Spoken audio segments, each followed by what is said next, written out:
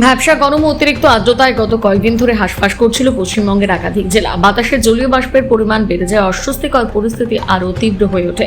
দম বন্ধ করা গরমে নাজেহাল হয়ে পড়েছিল সাধারণ মানুষ। এর মাঝে স্বস্তির বার্তা দিয়েছে আলিপুর আবহাওয়া দপ্তর। পূর্বাভাস অনুযায়ী সোমবার সন্ধ্যার পর থেকে আবহাওয়ার পরিবর্তন শুরু হয়।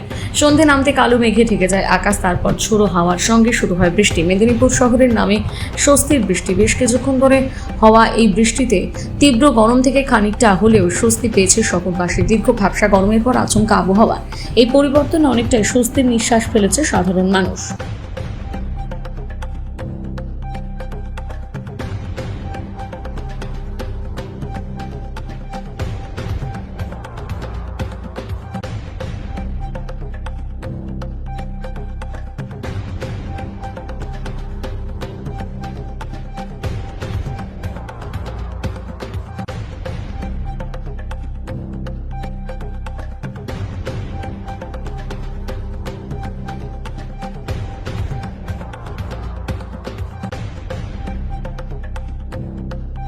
যেটা আশা করেছিলাম সেটা তো হলো না।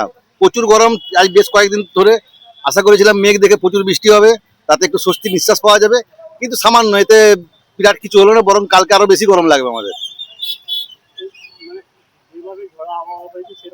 না না না না না, বৃষ্টিটা যেভাবে আশা করেছিলাম সেভাবে হয়নি। এতে বিরাট কিছু স্বস্তি নিঃশ্বাস হয়তো আজকে রাতের ঘুমটা ভালো হবে, কিন্তু কালকে আবার দিনের থেকে আবার সেই একই জিনিসই হবে, তীব্র গরম হবে। বৃষ্টি হলে তো অবশ্যই, বৃষ্টি তো আমরা চাইছি, বৃষ্টিটা হোক, এই তীব্র গরম থেকে বাঁচা যায় তাহলে। আমার নাম স্বপন বের।